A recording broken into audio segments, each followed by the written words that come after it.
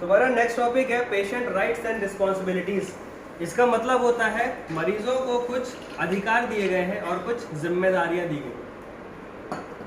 क्यों दिया गया है, किसने दिया है, कहाँ से आया, इसकी ज़रूरत क्या थी, इन सब का कोई मतलब होगा कि नहीं होगा। ठीक है, कितने लोगों को पता है कि पेशेंट के राइट्स कौन कौन से होते हैं?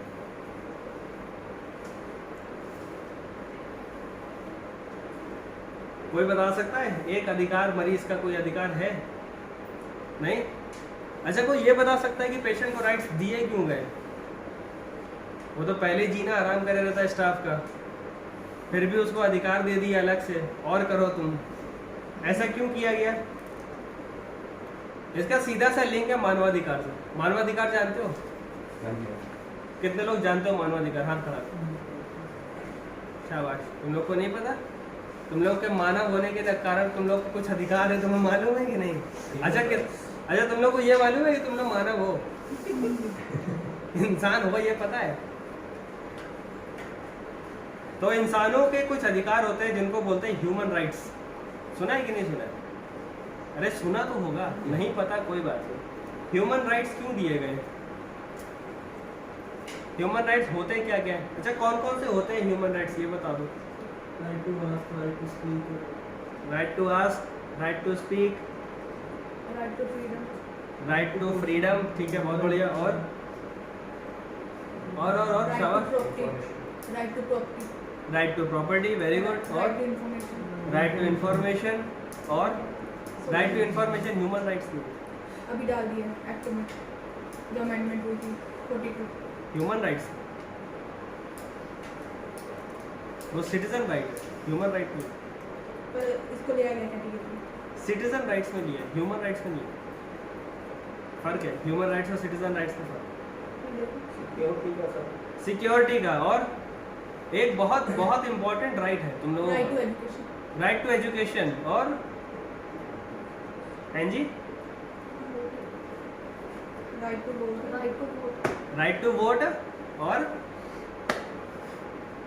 और कौन कौन से अधिकार हैं? अच्छा चलो, इतने अधिकार तुमने बता दिए, ठीक है। ये अधिकार तुम्हें क्यों दिए गए, इसकी वजह क्या थी कि तुम्हें ये अधिकार दिए गए? चलो पहले हम लोग डिस्कस करते हैं ह्यूमन राइट्स। बहुत जरूरी चीजें हैं।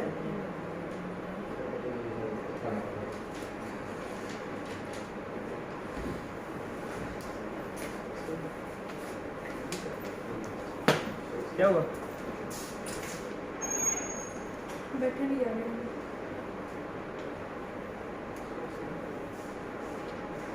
ये दो पार्ट्स में डिवाइडेड है, पहला ह्यूमन और दूसरा राइट्स। ह्यूमन मतलब इंसान, इंसान, मनुष्य, मानव, जिसे आजकल लोग गला कुत्ता, बेवकूफ, कुछ भी बोल सकते हैं। और राइट्स मतलब अधिकार, मतलब हक। ठीक है, ये वो अधिकार होते हैं जो आपको सिर्फ इसलिए दिए गए हैं क्योंकि आप इंसान हैं।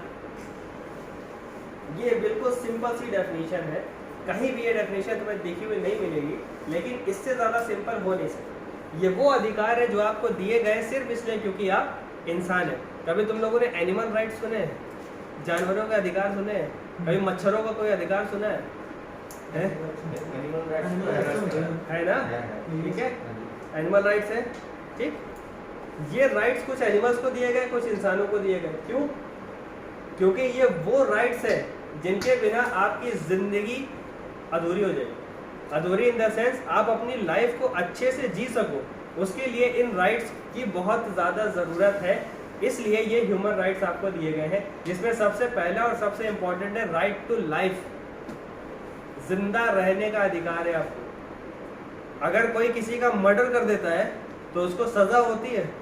क्यों होती है? क्योंकि उसने उसके जिंदा रहने के अधिकार को छीन लिया। संविधान ने हमें जिंदा रहने का अधिकार दिया था, उसने हमारे अधिकार को छीन लिया, उसको सजा मिलनी चाहिए कि नहीं मिलनी चाहिए? यस और नो? ओके, इतनी बात समझ में आती है? इसमें कोई डाउट है? नहीं? ठीक है। इसी तरह से इंसानों को कुछ राइट्स दिए गए, जैसे right to liberty, right to dignity. वो सुना है, बहुत ज़्यादा सुना होगा तुम लोगों ने मानहानि का केस कर दिया। मानहानि का केस सुना है? मानहानि का मतलब मानहानि किसी का इज्जत से खिलवाड़ या ऐसा कुछ उस हिसाब से। मान मतलब सम्मान। हमारा अपना एक सम्मान है जिसे हम ईगो कहते हैं, अगर उसको ठेस पहुंचा दी तो हम आप पे मानहानि का केस कर सकते हैं। सम्मान ईगो ਨੂੰ ਕਹਿੰਦੇ ਆਪਾਂ ਸੈਲਫ ਰਿਸਪੈਕਟ ਕਹਿੰਦੇ।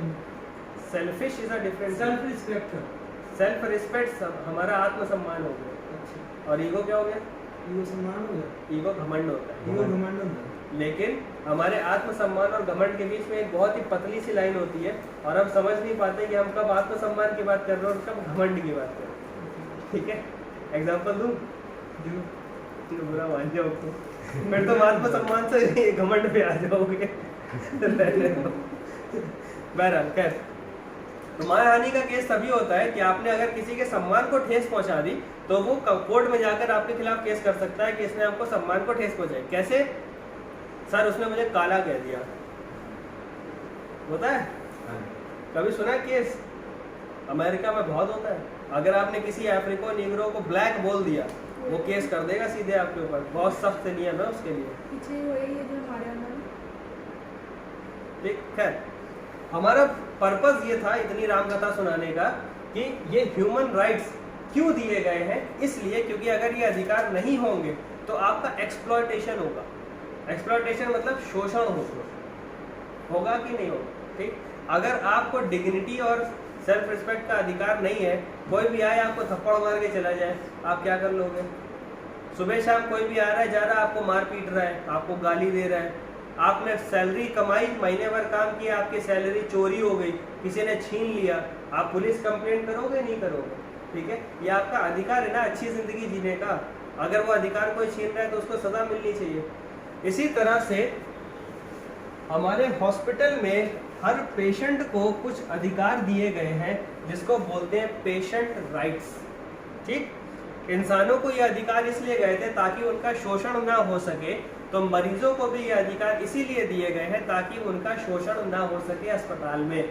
क्या ऐसी पॉसिबिलिटी है कि हॉस्पिटल में मरीजों का शोषण होता हो? है? एग्जाम्पल बताओ, कैसे होगा? क्या? ऑर्नामेंट चोरी हो जाना, ओके, और ऑर्गन चोरी हो जाना। यस, पेशेंट आया था पेट के दर्द के लिए, डॉक्टर ने किडनी गायब कर दी। और क्या शोषण हो सकता है?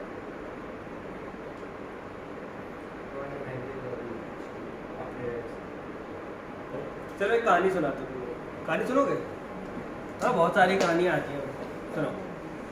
एक बार की बात है, पुराने ज़मानों में एक सरकारी अस्पताल हुआ करता था। उस सरकारी अस्पताल में कुछ डॉक्टर हुआ करते थे और कुछ नर्सें हुआ करती थीं। वहाँ पर एक बार हमारे दादाजी इलाज कराने के लिए गए। जब वो अस्पताल में पहुँचे तो वहाँ पर उन्हें समझ में नहीं आया कि रास्ता कहाँ से है। उन्हें इमरजेंसी जाकर दिखवाना था, परंतु वो इमरजेंसी ढूंढ ना सके। फिर उन्होंने किसी से पूछा कि भैया इमरजेंसी कहाँ है। उसने कोई जवाब नहीं दिया। फिर उनको हॉस्पिटल का एक स्टाफ दिख गया। उन्होंने उस स्टाफ से पूछा कि भैया इमरजेंसी कहाँ है। उसने कहा अपना काम करो, हमारा काम तुम्हें बताना नहीं है। किसी तरह से लोग आकर वो इमरजेंसी पहुँचे, लेकिन इमरजेंसी में उन्हें ना तो कोई डॉक्टर मिला ना कोई स्टाफ मिला। काफ़ी देर वहाँ पर परेशान होने के बाद वो किसी डॉक्टर को ढूंढ कर लेकर आए और डॉक्टर से उन्होंने कहा हमारे तकलीफ़ को सुन लो और हमें इलाज कर दो। डॉक्टर ने उनको बहुत ही बदतमीजी के साथ धुतकार दिया। हमारे दादाजी को बहुत बुरा लगा। फिर दादाजी ने कहा हमको भर्ती कर लो, हमारी तकलीफ बढ़ रही है। डॉक्टर साहब ने कुछ सोचने के बाद दादाजी को भर्ती तो कर लिया, लेकिन ना तो उन्हें कोई दवा दी ना उनकी कोई जांचें कराई। उन्हें सिर्फ एक वार्ड में पहुंचा दिया गया। जब उन्होंने अपनी नर्स से पूछा कि हमारी कौन सी दवा चल रही है, क्या चल रहा है, तो नर्स ने बताने से साफ मना कर दिया। उन्होंने पूछा डॉक्टर साहब हमको देखने कब आएंगे। नर्स ने कहा हमारे हाथ में नहीं है, हमें नहीं पता कब आएंगे। उन्होंने कहा हमारी दवाइयाँ कौन सी चल रही है हमको ये बता दो। नर्स ने बोला अपना काम करो, चुपचाप पड़े रहो, हमारा काम नहीं है तुम्हें ये सब बताना। दादाजी बड़ा परेशान हुए और उन्होंने कहा ऐसा है तुम्हारे डॉक्टर साहब नहीं आ रहे तो हमें किसी दूसरे डॉक्टर को दिखवा दो। नर्स ने कहा ऐसा नहीं होता, जिस डॉक्टर के अंडर में तुम भर्ती हो गए वही तुमको देखेगा, और देखे चाहे ना देखे तुम उसी के अंडर में रहोगे। उसके बाद दादाजी ने कहा हमको हमारी फाइल के रिकॉर्ड दे दो, हमारा क्या इलाज हुआ है, हम हॉस्पिटल में नहीं रहना चाहते, हमारी छुट्टी बना दो। नर्स जोर से हंसी और उनसे कहा तुम पगला गए हो बड़ऊ, ऐसा नहीं होता, जब डॉक्टर आएंगे वो छुट्टी बनाएंगे तभी तुम्हारी छुट्टी होगी, तब तक तुम यहीं पर चुपचाप पड़े रहो। डॉक्टर साहब दादाजी ने बोला ये बहुत गलत चीज़ है, हम इसकी शिकायत करेंगे। नर्स और जोर से हंसी और उसने बोला जो करना कर लो। फिर दादाजी ने पूछा कि शिकायत किससे करनी है ये तो बताओ। नर्स ने कहा इसीलिए तो हम हंस रहे थे, शिकायत करने वाला कोई है ही नहीं, किससे करोगे। ये कहानी हकीकत है, ये मजाक की बात नहीं। आप लोगों ने सुने होंगे कभी ऐसे केसेस, हॉस्पिटल के स्टाफ बहुत बदतमीज़ थे, डॉक्टर ने मारपीट करी, न्यूज़ में आया होगा, डॉक्टर्स ने जूनियर डॉक्टर्स ने मारपीट कर दी, पेशेंट को देखा नहीं गया, उसकी दवाई नहीं चली, उसका मेडिसिन नहीं किया, सर्जरी उटपटांग कर दी, गलत कर दी। और स्पेशली अगर आप कंप्लेंट करने की कोशिश भी करोगे ना तो कोई एक्शन नहीं, आपको पता ही नहीं लगता कि कंप्लेंट करनी किससे, और अगर आपने कंप्लेंट कर भी दी तो उसका एक्शन क्या होगा आपको कोई अंदाजा नहीं। तो आपका क्या हुआ, आप इलाज कराने गए थे, आपका हक था एक अच्छा इलाज मिलना, लेकिन आपका क्या हुआ, शोषण, आपके साथ बदतमीजी हुई, बेइज्जती हुई। ऐसा होना चाहिए हॉस्पिटल में? नहीं होना चाहिए। तो ऐसा ना हो सके उसके लिए सरकार ने मरीजों को कुछ अधिकार दे रखे हैं जिनका नाम है पेशेंट राइट्स, और ये कुल 11 अधिकार है। कितने? 11। नींद खुल गई? आधी कहानी में तो आधे सो गए थे। मेरे दादाजी थोड़ी जो हम सुने, जिसके दादाजी थे वो समझे, जब हमारे दादाजी भर्ती होंगे तब हम गरियाएंगे सिस्टम को। ऐसा ही होता है, जब तक अपना नहीं झेलता ना तब तक समझ में नहीं आता। खैर, पेशेंट के राइट्स होते हैं टोटल 11। अब जिस सीक्वेंस में हमने आपको ये कहानी सुनाई थी ना, उसी सीक्वेंस में आप सारे पेशेंट के राइट्स को याद करते जाओ, आपको याद करने की जरूरत ही नहीं पड़ेगी, आपको समझ में आ जाएगा पेशेंट के अधिकार कौन से हैं और क्यों है। सबसे पहला इस कहानी में ये था कि उनको समझ में नहीं आया कि इमरजेंसी है कहाँ। ठीक है, हम जब आते हैं हॉस्पिटल में हमारे काम को बोलते हैं केयर करना। क्या बोलते हैं? केयर। ठीक है, अगर पेशेंट हॉस्पिटल में आ रहा है तो ये केयर लेने के लिए आ रहा है, उसका सबसे पहला अधिकार है कि उसको केयर मिलनी चाहिए। यस और नो? ठीक है, किस लिए आ रहा है? ट्रीटमेंट कराने के लिए तो आ रहा है, तो पहला अधिकार क्या है? ट्रीटमेंट मिलना चाहिए कि नहीं। अगर आपके हॉस्पिटल में वो फैसिलिटी नहीं है ट्रीटमेंट देने की तो भी फर्स्ट एड तो करोगे, रेफरल दोगे। यस और नो? तो सबसे पहला जो राइट है वो है right to access to care. Note down कर लो इसको, सब लोग बोलो पहला राइट कौन सा है? Right to access to care. शाबाश। ये पहली फोटो देख लो, इस फोटो में एक आदमी बीच में लेटा हुआ है, हर कमरे से आवाज आ रही है लेकिन पेशेंट के पास कोई नहीं आता, तो वो उसको कोई केयर मिल रही है क्या? नहीं, तो वो एक्सेस टू केयर का राइट उसको मिल रहा है? नहीं मिल रहा। ठीक है, सेकेंड थिंग, कहानी में क्या था, इमरजेंसी जब वो पहुंच गए, डॉक्टर मिल भी गए किसी तरह से, तो उन्होंने डॉक्टर से जब बात करी तो उन्होंने उससे क्या करी? बदतमीजी। तो दूसरा राइट कौन सा है आपका? रिस्पेक्ट और डिग्निटी। कौन सा है? Respect and dignity.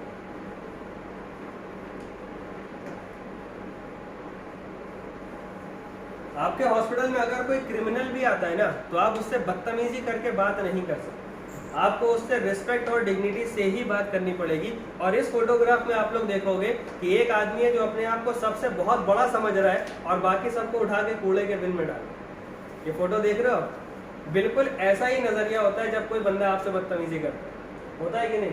अगर हम आपसे बदतमीजी करें बीइंग अ सीनियर, कि हम तुम्हारे सीनियर हैं, हम तुमसे ऐसे बिहेवियर करें, तो यही फील होगा कि वो अपने आप को बहुत बड़ा समझ रहे हैं और हमें कुछ नहीं समझ रहे, है ना? ये नहीं करना चाहिए। इंसान तुम भी हो, इंसान वो भी है।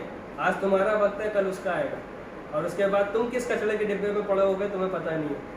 और उस कंडीशन में तुम्हें उठाने के लिए जो हाथ बढ़ाने वाले होंगे ना, उनसे व्यवहार हमेशा बना के रखो, और कौन हाथ बढ़ाएगा कौन नहीं बढ़ाएगा तुम कभी नहीं जानते। इसलिए सबसे हमेशा रिस्पेक्ट और डिग्निटी से बात। यस और नो? ठीक, चलो। अब एक बहुत ही कॉमन सा राइट है कि अगर किसी अब पेशेंट हो गया, डॉक्टर से उसने मिल लिया, तो डॉक्टर क्या करेगा, सबसे पहले उसको चेक करेगा ना कि प्रॉब्लम क्या है। अब वो चेक करने के लिए क्या ओपन में चेक कर सकते हैं, स्पेशली फीमेल पेशेंट्स को नहीं कर सकते, ठीक है। तो तीसरा राइट कौन सा है, राइट टू प्राइवेसी। शाबाश। तीसरा राइट है राइट टू प्राइवेसी। कर दो, एक ही बार बताना, नहीं तो बहुत आगे बढ़ जाएगा। प्राइवेसी समझ में आ रहा है? इसमें जो फोटो लगी है वो भी इसी हिसाब से बनाई गई है।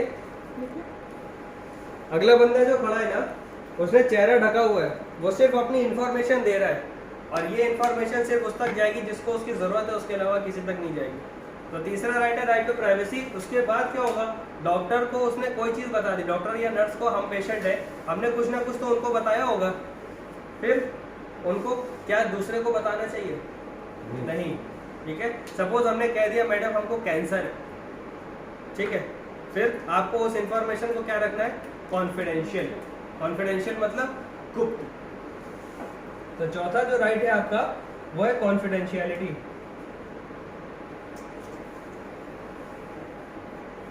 पेशेंट से जुड़ी जितनी इंफॉर्मेशन है सिर्फ उन तक पहुंचेगी जिनको उसकी ज़रूरत है। जैसे कि आपके अगले शिफ्ट वाले स्टाफ को या आपके डॉक्टर को या किसी और डॉक्टर को रेफर किया है तो उसको, इसके अलावा आपकी इंफॉर्मेशन किसी को नहीं जानी चाहिए। क्या आप लोग ये इंफॉर्मेशन शेयर करते हो या नहीं करते हो?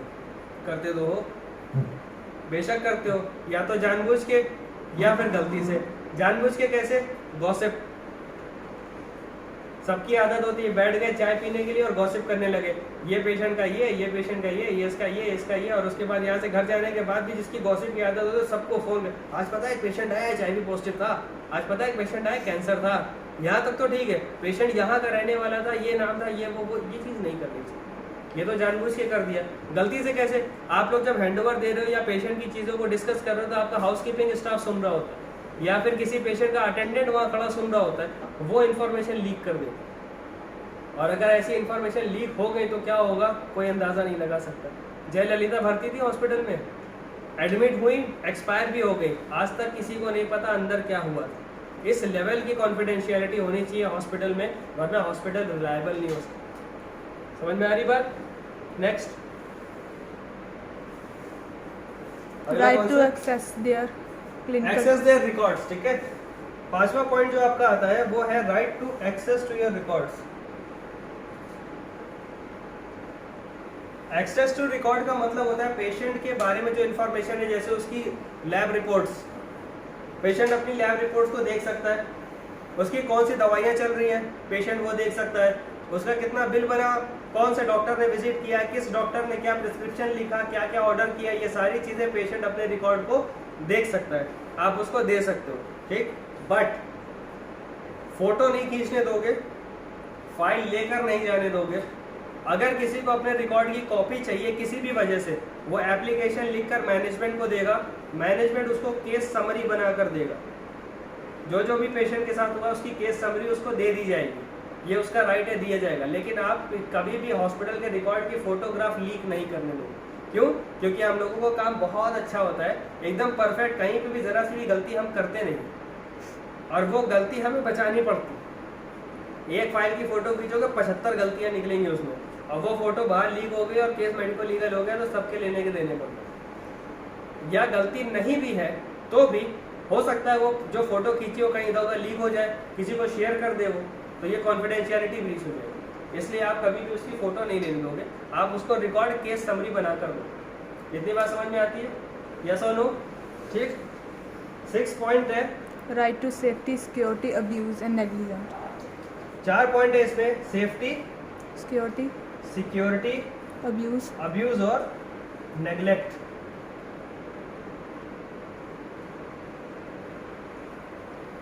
सेफ्टी और सिक्योरिटी समझ में आ रहा है? तुम लोगों ने कभी ऐसी बात सुनी होगी, एक पेशेंट एडमिट था, रात में उसको कुत्ते नोच ले गए। सुना है नहीं सुना? एक गायनी के पेशेंट ने न्यू बॉर्न बेबी को जन्म दिया था, वार्ड में कुत्ते आए और कुत्ते उस बच्चे को खा गए। ऐसे केसेस सुने? ऐसे केसेस हुए। तुम लोग चाहो तो गूगल पे सर्च करना, these are real cases. New born baby आया, वार्ड में एडमिट हुआ, रात में कुत्ते आए, बिल्ली आए, उसको नोच के खा के खत्म कर दिया। पेशेंट वार्ड में एडमिट था, पेशेंट को आगे कोई मार के चला गया। ये सारी कंडीशंस भी हॉस्पिटल्स में होती हैं। पेशेंट आया, उसका पर्स चोरी हो गया, उसके पैसे चोरी हो गए, उसका मोबाइल चोरी हो गया। ये चीज़ें हॉस्पिटल में नहीं होनी चाहिए। ये हॉस्पिटल की जिम्मेदारी होती है कि उनको इन चीज़ों के नुकसान से बचाए। सेफ्टी और सिक्योरिटी का पॉइंट ये कहता है, अब्यूज़ का मतलब आप किसी भी पेशेंट से बदतमीजी नहीं कर सकते, लड़ाई नहीं कर सकते, हाथापाई नहीं कर सकते, उसको गाली नहीं दे सकते। आपको उससे नॉर्मली ही बात करना है। अगर वो भड़क रहा है या कुछ भी हो रहा है, कोर्ट वायलेट अनाउंस करो, आपके मैनेजमेंट की टीम तक उसको फॉरवर्ड करो, वो डील करेंगे उसको, लेकिन आप सीधे लड़ नहीं सकते। ठीक। और आखिरी चीज़ है नेग्लेक्ट, मतलब लापरवाही। मेडिकल फील्ड में ये वर्ड बहुत इंपॉर्टेंट है, क्योंकि अगर ये साबित हो गया कि आपने पेशेंट के साथ लापरवाही करी है तो आपका लाइसेंस कैंसिल है, आप फिर मेडिकल लाइन में काम नहीं कर सकते। गलतियाँ एक्सेप्टेड है, होता है, हम ये कोशिश करते हैं कि पेशेंट ठीक हो जाए, लेकिन नहीं ठीक होता, दैट इज ओके। लेकिन अगर ये साबित हुआ कि आपने लापरवाही करी है, पेशेंट को देखा ही नहीं है, उसका कुछ होना था वो आपने किया नहीं, तो ये चीज़ एक्सेप्टेबल नहीं है। तो पेशेंट का राइट है सिक्योरिटी, सेफ्टी, अब्यूज और नेग्लेक्ट से बचना। समझ में आ रही बात? इतने में कोई डाउट है? अगला राइट कौन सा है? Right to refuse treatment. Right to refuse. और इसके बाद का है सेकंड ओपिनियन। ये दोनों एक साथ ही पढ़ो। राइट टू रिफ्यूज मैंने क्लियर कट बताया, पेशेंट का राइट है, वो मना कर सकता है ट्रीटमेंट लेने से, मेडिसिन लेने से, इंजेक्शन लेने से, सर्जरी कराने से, प्रोसीजर कराने से, या किसी भी चीज़ से, हॉस्पिटल के काम से वो मना कर सकता है। ठीक है, आपने क्या करना है, उससे रिटर्न कंसर्न लिखवानी है कि ये होना था बट आपने मना कर दिया, इसकी रिस्पॉन्सिबिलिटी आपकी।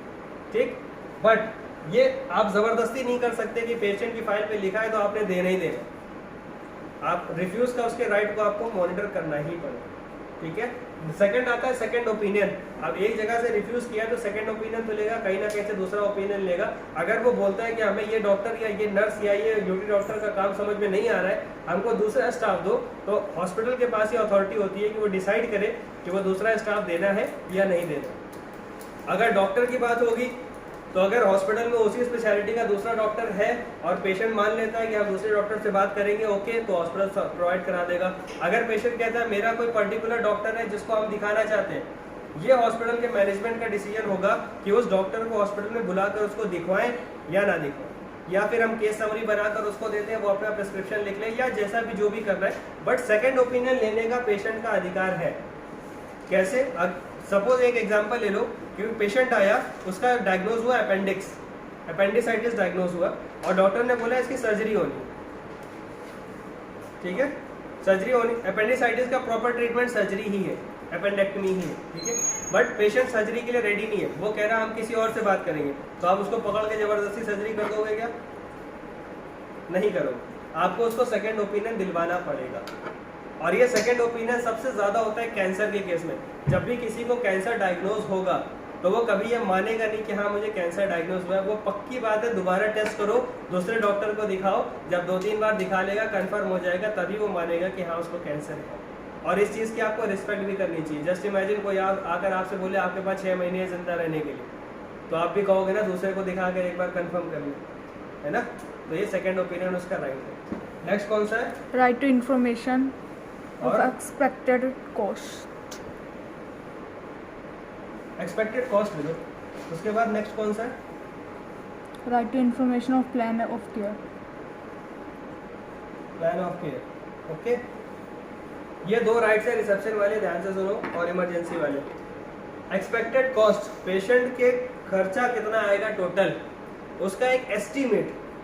एक्सपेक्टेड मतलब उम्मीद है कि इतना खर्चा आएगा। वो अगर पूछता है तो आपको उसको बताना है कि लगभग इतना खर्चा आने की उम्मीद है। ये खर्चा कभी फिक्स नहीं होता, ज़्यादा भी हो सकता है, कम भी हो सकता है, लेकिन अगर पूछता है तो आपको उसको एस्टिमेट देना है। ये एस्टिमेट डॉक्टर देगा, आप सिर्फ डॉक्टर से कंसल्ट करोगे कि हम कितना बता दें इसको। ओके, नेक्स्ट आता है प्लान ऑफ केयर। हॉस्पिटल में जब तक वो रहेगा तब तक उसके साथ क्या होगा क्या नहीं होगा, ये डॉक्टर प्लान करके चलता है, और ये प्लान पेशेंट को बताना होता है, और ये पेशेंट की रिस्पॉन्सिबिलिटी होती है कि वो इसको जाने। तो अगर वो आपको बताना है तो आप बताओ कि आपका प्लान क्या है। कैसे? फॉर एग्जांपल अपेंडिक्स वाला ही था, वो एडमिट हो गया, पूछ रहा है सर अब क्या होगा, आपने उसको बताना है आपकी सर्जरी होगी, सर्जरी के बाद आप ठीक हो जाओगे, आपको हम भेज दें। या कोविड का पेशेंट आया, उसका प्लान ऑफ केयर क्या है, हम कंजर्वेटिव ट्रीटमेंट रखेंगे, सिम्टोमेटिक ट्रीटमेंट करेंगे, जैसी कंडीशन होगी आप जब ठीक हो जाओगे हम डिस्चार्ज। ठीक है, this is typical plan of care. इतना उसको एक्सप्लेन करना होता है। आपका आखिरी राइट है right to voice a complaint, मतलब शिकायत करने का अधिकार। ये बहुत ही इंपॉर्टेंट राइट है। पेशेंट आपके सामने खड़ा होकर आपसे कह सकता है कि मुझे आपकी शिकायत करनी है और आप मुझे बताओ कि किससे करनी है और कैसे करनी है, और आपको उसे बताना पड़ेगा। यस और नो? यस। ठीक, शिकायतों से डरो मत। शिकायतें उसी की होती है जिससे गलती होती है, और गलती उसी से होती है जो काम करता है। जिसकी आज तक कभी शिकायत नहीं आई ना, ये लिख के रख लो, उसकी कभी ग्रोथ नहीं होगी। क्यों नहीं होगी? जो काम ही नहीं कर रहा, तो उसकी ग्रोथ कहाँ से होगी? ठीक है, और शिकायत आएगी किसके पास? हमारे पास। आज तक कभी ऐसा हुआ है किसी की शिकायत हुई उसको सीधे नौकरी से निकाल दिया गया, अनलेस की कोई बहुत बड़ी गलती उसने करी। हम इन्वेस्टिगेट करते हैं कि गलती किसकी थी, गलती थी भी या नहीं थी। अगर गलती निकलती है तो फिर हम उसका काउंटर करते हैं कि हमें क्या करना और क्या नहीं करना। बस एक चीज, नेग्लिजेंस नहीं होना चाहिए। अगर नेग्लिजेंस हुआ तो उसमें कोई सेकंड ऑप्शन है ही नहीं, फिर आपको हटाना ही हटाना। मिस्टेक है, वी कैन क्योर। हो सकता है मिस्टेक ना भी हो। अब पेशेंट अगर लगातार शिकायत कर रहा है, आपके स्टाफ की शिकायत कर रहा है, स्टाफ बहुत बुरा है, क्यों कर रहा है? एसी नहीं चला रहा स्टाफ, लेकिन एसी खराब पड़ा तो स्टाफ की गलती है? नहीं है ना। ठीक है, पेशेंट कह रहा है हमारी कंडीशन ठीक नहीं हो रही, और आपके खिलाफ कंप्लेंट कर रहा है कि आपका ड्यूटी डॉक्टर सही नहीं है, लेकिन दवाइयाँ नहीं ला के दे रहा अपनी, तो कोई मतलब है इस कंप्लेन का? तो कंप्लेन आने दो। जो भी कंप्लेन है आप सिर्फ उसको बताओ। आपका कंप्लेंट करने का तरीका है, आप रिसेप्शन पे जाओ, रिसेप्शन पे आपको कंप्लेंट फॉर्म मिलेगा, उसको भर दो, वो हमारे मैनेजमेंट तक पहुंचा देंगे, उससे आप शिकायत अपनी डील करो। जब आप इतनी चीज़ें बता दोगे ना, वो 90% वही ठंडा हो जाएगा। उसको मालूम है कि हमारी शिकायत में कोई फायदा नहीं होगा, स्टाफ गलत नहीं है, स्टाफ सही है। 10% लोग शिकायत करेंगे भी तो उसको हम इन्वेस्टिगेट करेंगे, उसमें हमें क्या करना है वो हम देखेंगे। ठीक है, बट ये कभी नहीं करना कि किसी पेशेंट ने अगर शिकायत करी तो उससे जाके लड़ गए, तुमने मेरी शिकायत कैसे कर दी, तुमने उनसे जाके मेरे बारे में ये क्यों बोल दिया। ये कभी मत करो, क्योंकि जो वहाँ पे चीज़ गलत नहीं भी हो रही ना, वो गलत हो जाएगी। उसको सीधे बता दो, रिसेप्शन पे जाओ, कंप्लेंट फॉर्म लो, फिलअप करो, वहीं पे कंप्लेंट हो। समझ रहे बात को? यस और नो? ठीक है, ये बिहेवियरल चेंज लाने पड़ेंगे, और ये ला कर देखो अपने आप से, तुम लोगों को खुद से समझ में आएगा कि कितना ज़्यादा चेंज होता है। ये हमारे 11 राइट्स यहाँ पे ख़त्म हो गए। इसमें किसी को कुछ पूछना है? नहीं पूछना? चलो अब फटाफट आ जाते हैं हमारे रिस्पॉन्सिबिलिटीज़ पे। रिस्पॉन्सिबिलिटीज़ केवल 4 है, और इनको याद करना बहुत ही आसान है। सबसे पहली रिस्पॉन्सिबिलिटी है, पेशेंट की जिम्मेदारी है कि आपको करेक्ट और कंप्लीट इंफॉर्मेशन देना।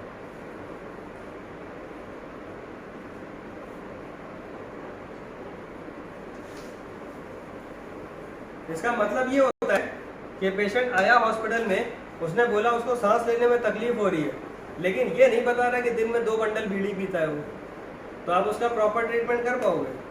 नहीं कर पाओगे। ठीक है, अब एक स्टोरी और है। हम लोग एक जगह पे ड्यूटी करते थे, वहाँ पर एक पेशेंट था रेस्पिरेटरी डिस्ट्रेस का। वो क्या करता था, जब एसी चलता था उसको ठंड लगती थी, तो एसी के नीचे खिड़की थी, वो उस खिड़की को खोल देता था। एसी नहीं बंद कराएगा, खिड़की खोल देगा और वहाँ पे बैठ के बीड़ी पिएगा। हम लगातार उसको दवा दे रहे, उसकी सांस की बीमारी ठीक कर रहे हैं, ऑक्सीजन लगा रहे, और वो कंटिन्यू बीड़ी पी रहा है। सही होगा? लेकिन बता नहीं रहा कि हम बीड़ी पीते हैं। एक दिन उसके पास बीड़ी का बंडल मिल गया और डॉक्टर ने उसको पकड़ लिया। फिर उसके बाद डॉक्टर ने बोला तुम यहाँ बैठ के बीड़ी पी रहे हो? बोले हाँ पीते। बोले तुम घंटा सही हो गए, चलो छुट्टी बनाओ, घर जाओ यहाँ से। तुरंत उसकी छुट्टी बनाकर घर भेजने लगे। उसने कहा ठीक है आपसे हम बंद कर देंगे, 3 दिन के अंदर ठीक हो गया, घर चला गया। तो अगर वो अपने बारे में सही इन्फॉर्मेशन और पूरी इन्फॉर्मेशन नहीं देगा तो आप उसका कभी सही ट्रीटमेंट नहीं कर सकते। तो उसकी रिस्पॉन्सिबिलिटी बनती है कि वो आपको पूरी इन्फॉर्मेशन दे और सही इन्फॉर्मेशन। ठीक है,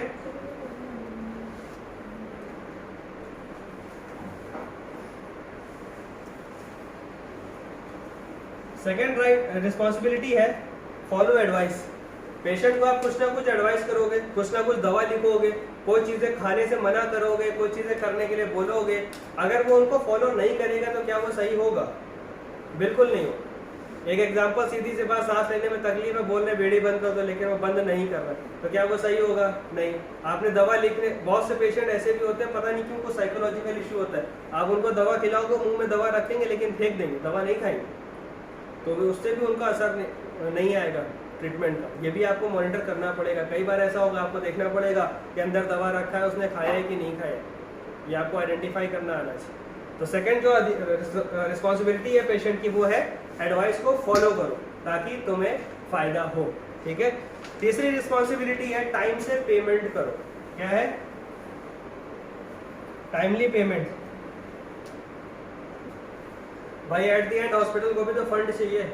अगर हॉस्पिटल के पास पैसा नहीं होगा तो वो स्टाफ नहीं रख पाएगा, मेंटेनेंस नहीं कर पाएगा, मशीनें नहीं आ पाएंगी, तो टाइम से उसका पेमेंट करना भी उसकी जिम्मेदारी है।